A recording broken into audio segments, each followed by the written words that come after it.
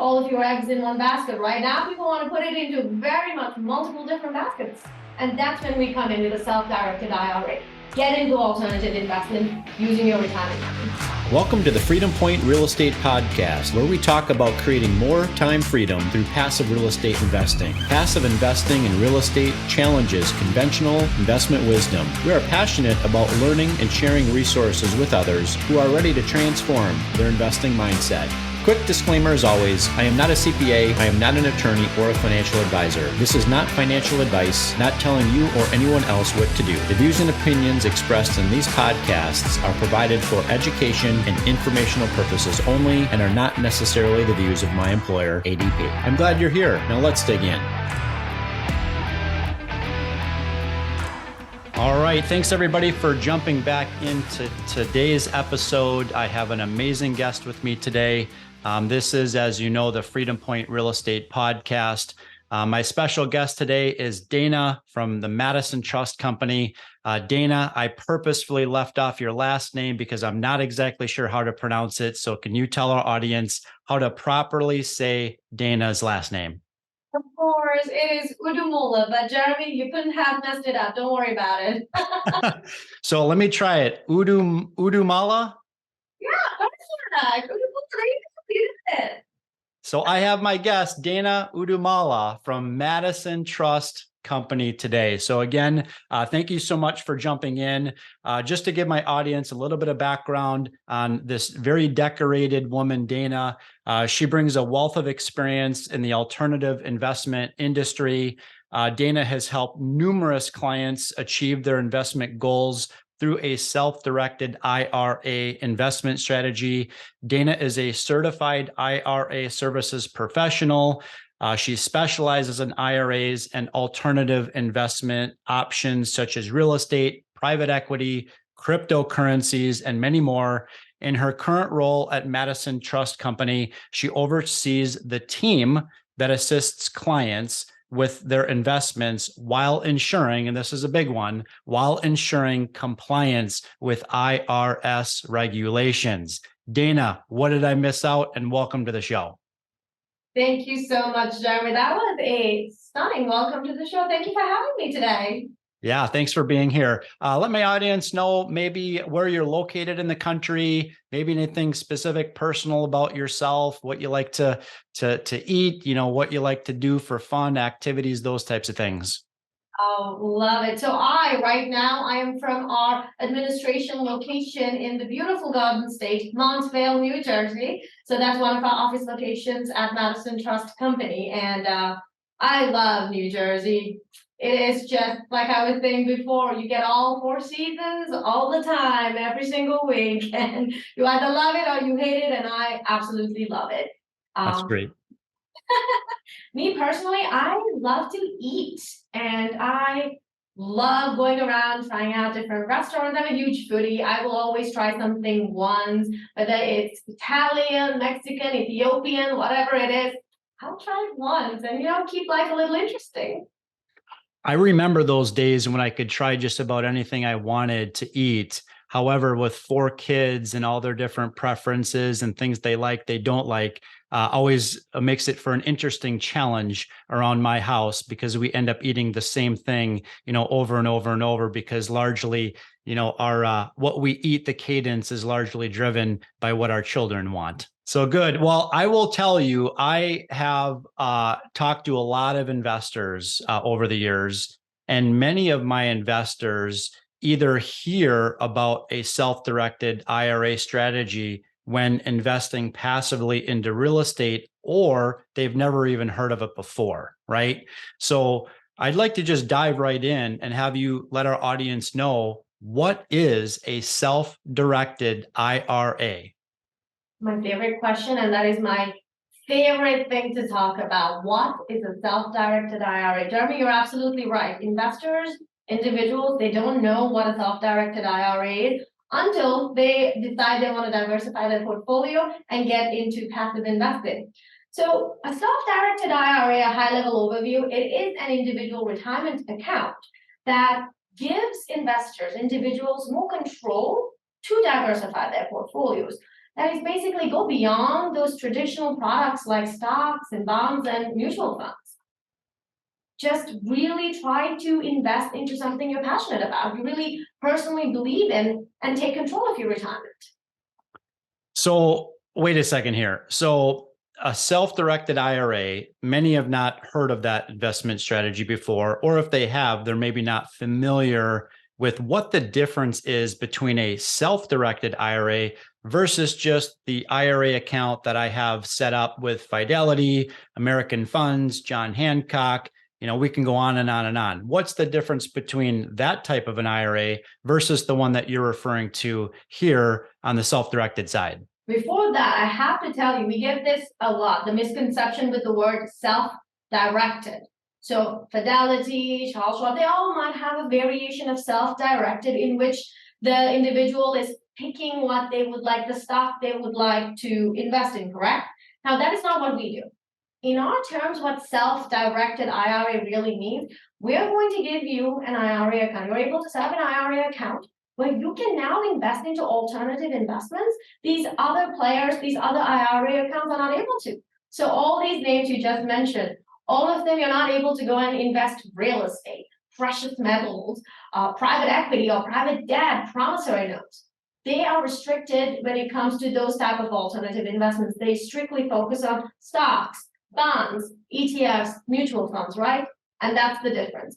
I like to consider a self-directed IRA and IRA plus, because now you really are able to diversify that portfolio. The days of 60-40 portfolios, really, they're gone. People now want to do more. They want to really, what's the famous saying? You never put all of your eggs in one basket, right? Now people want to put it into very much multiple different baskets. And that's when we come in with a self-directed IRA. Get into alternative investments using your retirement money. Dana, thank you. Now, I'm just going to oversimplify this, okay? So what you're telling me is if I, as a passive investor, learn about a private placement real estate syndication that I like and love, I trust the sponsor, I've reviewed the materials, I want to make an investment into that opportunity. I think what you're telling me I can't do is I can't simply pick up the phone and talk to my financial advisor or pay my financial advisor a visit and say, Mr. Financial Advisor, I would like to liquidate $50,000 in my portfolio so that I can invest that money passively in this real estate deal. Am I correct in saying that I cannot do that? Yes, you are correct. You cannot just do that. All right, interesting. So why is it then not possible to invest in alternative investments with a broker dealer? Why do I have to go through a custodian like Madison Trust? So broker dealers are a very complicated subject, Jeremy, because they're regulated by the SEC. They have a lot of restrictions, compliance obligations, due diligence, suitability analysis. There's a lot of red tape when it comes to broker dealers. Now, so those restrictions really prevent them from investing into a wide variety of alternative investments. That's really where companies like us, Madison Trust, comes in. We're a passive custodian. We are, I would like to call us the vehicle between the individual and the alternative investment they really want to get to. We are passive. Our individuals will come to us and be like, listen, I really want to get into this real estate deal, this private placement offering. I have money in a 401k.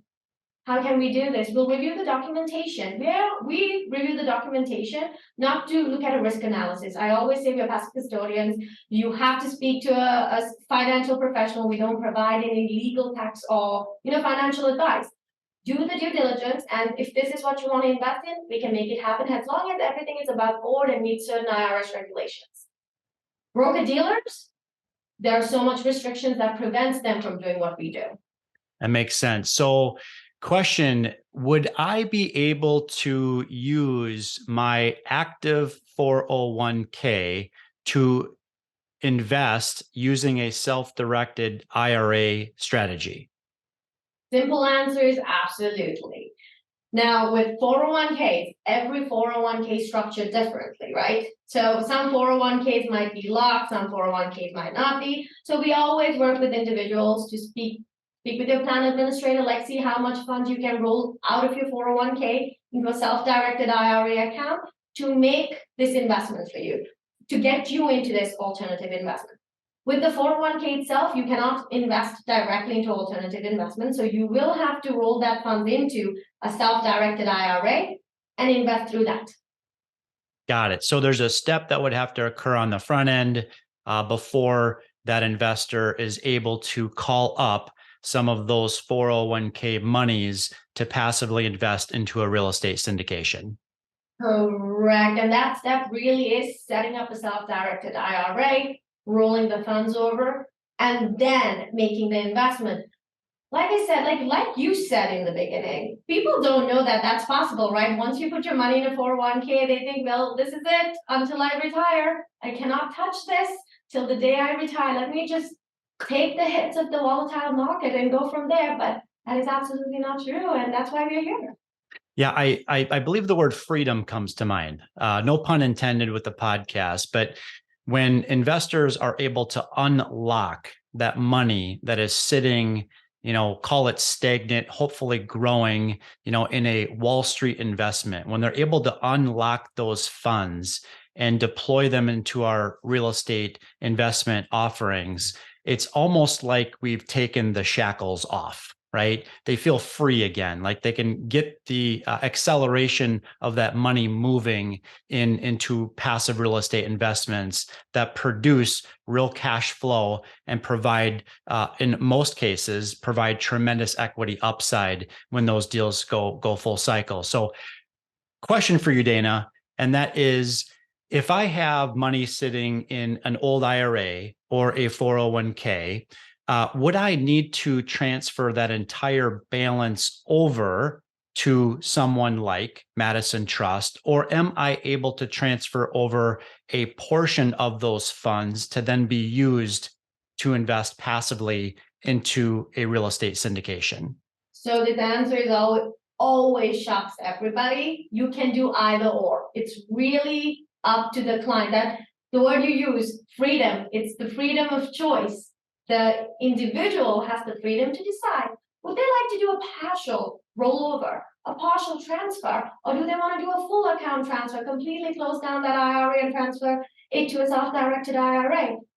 That's up to them to decide. We on our end, we don't have any restrictions. We follow what the individual would like to do.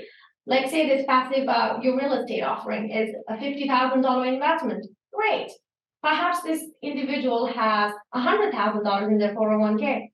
They can just roll over $50,000, Jeremy, and start there.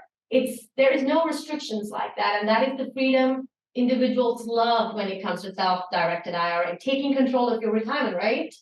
That's right. Yeah. And most of the people that are listening to this that have talked to me before, know that I'm a really big fan of diversification, not just in, diversifying in the public equity market, but also into real estate. So I'm a huge fan, of working with, custodians like Madison Trust, where they allow investors to really take advantage of the diversification in multiple real estate investment offerings, right? So if you have 200,000 as an example locked up in an old IRA, for example, you don't need to move all $200,000 over at one time. You could choose to move $50,000 increments over and spread out that capital in 4 different real estate offerings. So thank you very much, Dana.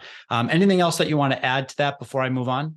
Well, the only thing I will add is real estate by far is the most popular alternative investment. Real estate is the number one go-to when individuals want to diversify their portfolios. Jeremy, it's everywhere you go right now. That's the buzzword, right? Real estate, real estate, real estate. So why not do it with that 200,000 or 50,000 just lying somewhere doing nothing? Yeah, you bring up a great point, and that is not every investor needs to find, $50,000 in cash or liquidate stocks in order to invest. A lot of people have money locked up into these, legacy investment accounts, and they can use that money. One question that I get a lot from investors is, the question about depreciation when investing using a self-directed IRA strategy, a lot of our investors that invest really like the tax benefits related to passive real estate investing when investing using cash, right? So can you talk to our listening audience about any potential depreciation tax benefits associated when investing using a self-directed IRA strategy? Of course. Let's do it twofold. Let's talk about depreciation benefits and then move on to tax benefits, right? An IRA in itself is a tax advantage account. So essentially, when you invest using a self-directed IRA, let's say real estate, you're paying no tax on this investment. And then all the income, the profits coming back into the IRA, essentially has no taxes on it either. And then depending, the tax portion of it really comes is when you're taking withdrawals out during your retirement. It's either going to be tax deferred, depending on the type of account, or tax free if you really know what you're doing. So really the simple answer is there's no depreciation benefits using a self-directed IRA because there's no taxes when you invest using a self-directed IRA. And I feel in my years at Madison Trust, what I see is people don't connect those two dots. Everyone gets so focused on the depreciation benefits because they're using their personal cash that's sitting in a savings account somewhere. And they're forgetting about the fact that, wait a minute, if I'm using a self-directed IRA, this is actually retirement money. This is all under a tax advantage umbrella. So foregoing the depreciation benefits, instead, you actually get tax deferred growth in that income and potentially more tax benefits than you could have assumed by using your personal taxable income. So in itself, really, this is a positive to utilize the self-directed IRA to invest into real estate. Interesting. So I'm going to summarize this in my simple frame of mind. So I think what you're telling me based on the question that has been asked here is, as a passive investor, I'm not able to take advantage of the depreciation, the passive loss depreciation that investment produces if I'm using a self-directed IRA strategy. However, on the flip side, I'm also not paying taxes on the distributions and the equity profit that I'm receiving on the back end. Am I saying that correct? Absolutely, exactly. All right, great. Next question, what types of investments maybe using a self-directed IRA are not allowed by the IRS, just out of curiosity? I know you mentioned real estate's kind of the big one, but are there any particular investments that are in the real estate domain, for example, that wouldn't be allowed by IRS rules? So in the real estate domain itself, not technically. So there's a reason I say it. Now, some types of investments that you really cannot use your retirement money is like insurance contracts, collectibles. When we say collectibles, we're talking about art, antiques, wine, all that fun stuff. When it comes to real estate itself is an alternative investment you can get into. However, there are this terminology, disqualified individuals. So if a certain investment has disqualified individuals involved, then it becomes a little gray. Now, what is a disqualified individual? Certain individuals, the IRA account holder, certain family members, certain business entities are disqualified to the IRA itself. So that means you want to keep an arm's length with these individuals and the IRA investments, right? So you might not want to get into an investment where the investment is run and handled and owned by a disqualified individual. That is the only time I see a problem coming when it comes to real estate. If not, real estate is absolutely above board, and that is why it's so popular. That's great. So Dana, again, I like to seek understanding here. So back in 2012, 13, 14, 15, I was actively managing a fix and flip business where I was actively fixing and flipping single family homes. I think what I'm hearing you say is at that time, I would not have been able to use a self-directed IRA strategy to invest in those properties that I was materially participating in the active fix and flip of those properties. Am I hearing that correct? Exactly, Jeremy. So at that time, if you had a self-directed IRA, you personally are considered a disqualified individual to your self-directed IRA, which means you cannot use the funds in your self-directed IRA to invest into that fix and flip you're actively involved in managing it. Now, this is the part I think people get a little nervous about. How can I keep up with this? How do I know if I'm disqualified? That's when you want to call up the custodian, ask these questions. I always say, if you're not sure, just call up the custodian, call us up, ask us before you do something. Call up your financial professional, right? Because we want to make sure your retirement stays intact and also your retirement grows, your investment in real estate grows. Thank you, Dana. Thank you for helping me understand that. And for my listening audience, are there any other restrictions on investing with a self-directed IRA that the listening audience might need to hear about?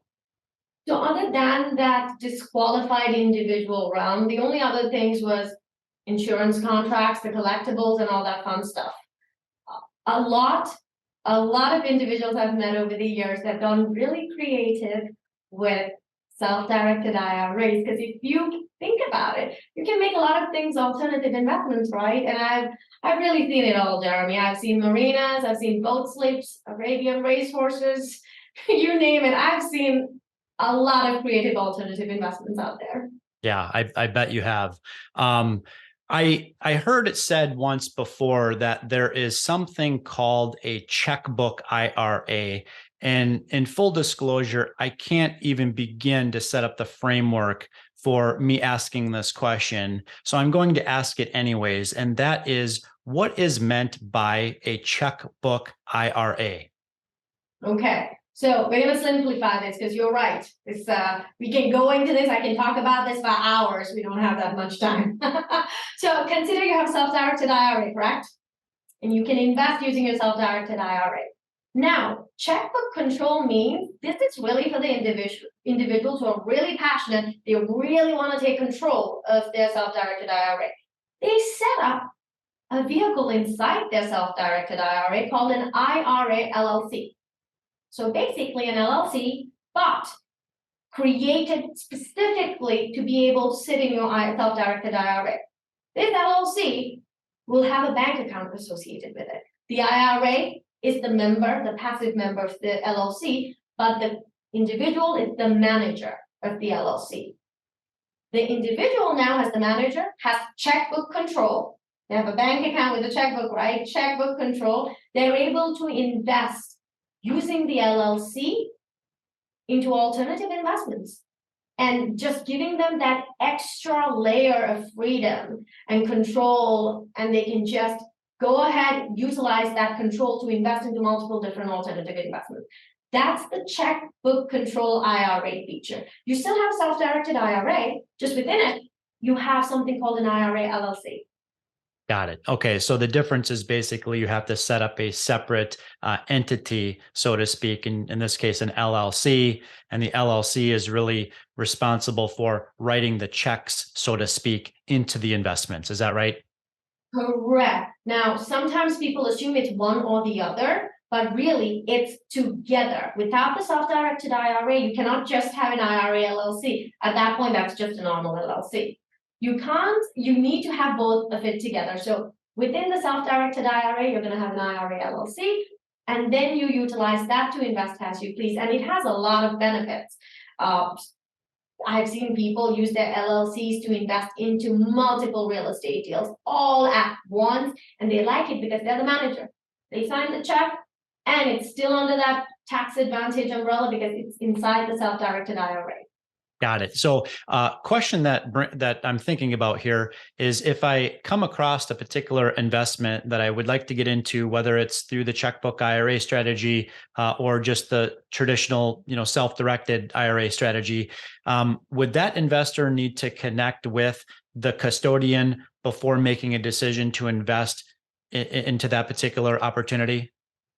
Yes. So if they're directly going through the custodial account, just directly investing through their self-directed IRA, you definitely want to get in touch with the custodian, let them know you're making an investment, because the custodian will now need to take a look at the paperwork. For real estate offering, there might be a private placement memorandum and subscription documentation.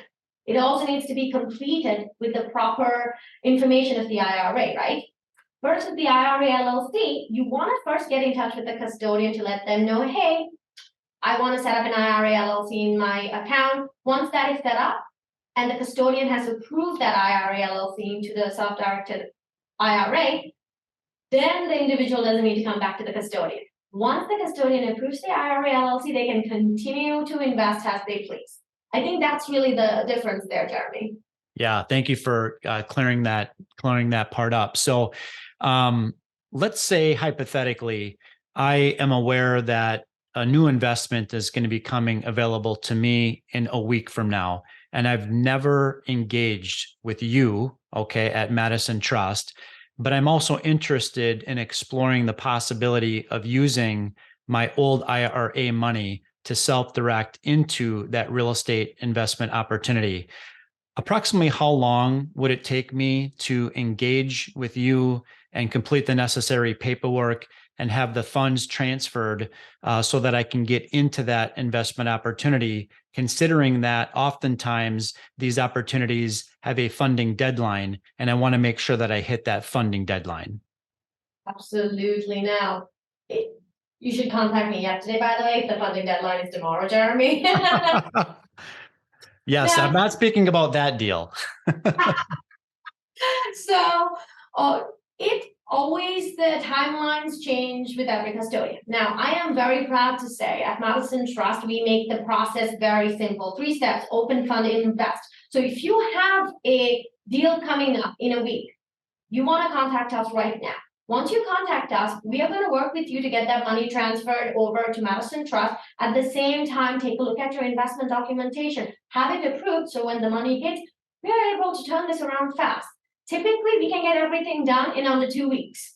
Now, if there is a funding deadline, we want that individual to be transparent with us, because here at Madison Trust, we're not going to nickel and dime our clients. We don't want to restrict, we can't make it. No, we're going to try our best to make something happen, because the client has told us, hey, there's a deadline and we're cutting it short. Let's see what we can do. But typically, we can turn things around in 2 weeks or less.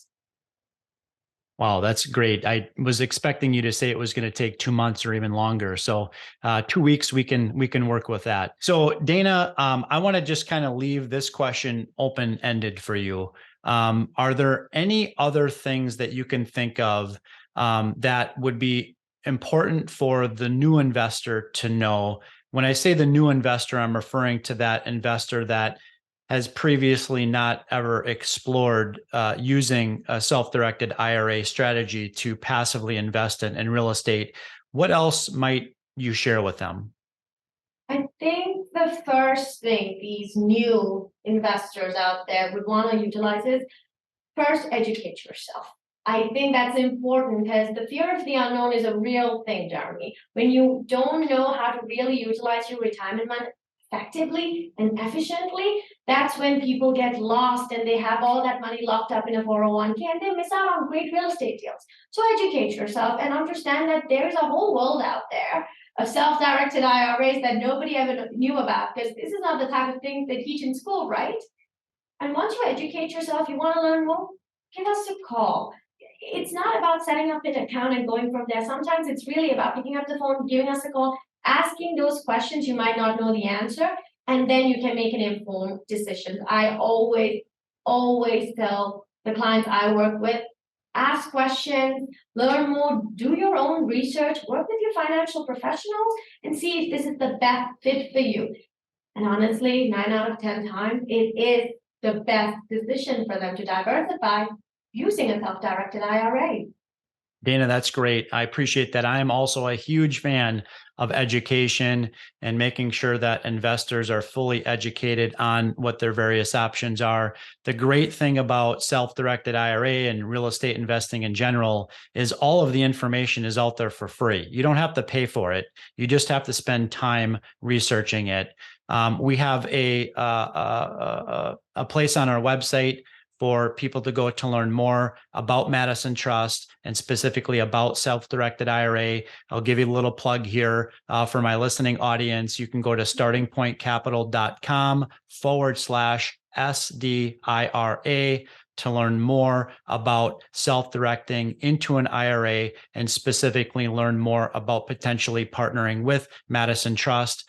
Dana, I really appreciate your time today. Thank you so much for providing both myself and my listening audience with a plethora of information about self-directed IRA. I thank you very much. Appreciate you joining us today. Thank you so much, Jeremy. It has been a great conversation. Yes, and listening audience, again, thank you for joining us on another episode of the Freedom Point Real Estate Podcast. Look forward to talking with you on the next episode. Thank you for hanging out with us today and for listening to the Freedom Point podcast, powered by Starting Point Capital. This show is for entertainment purposes only. Nothing said on this show should be considered financial advice. Before making any financial decision, please consult with a professional. This show is copyrighted by the Freedom Point podcast. Written permissions must be granted before syndication or rebroadcasting. If you're interested in connecting, you can find contact information at startingpointcapital.com.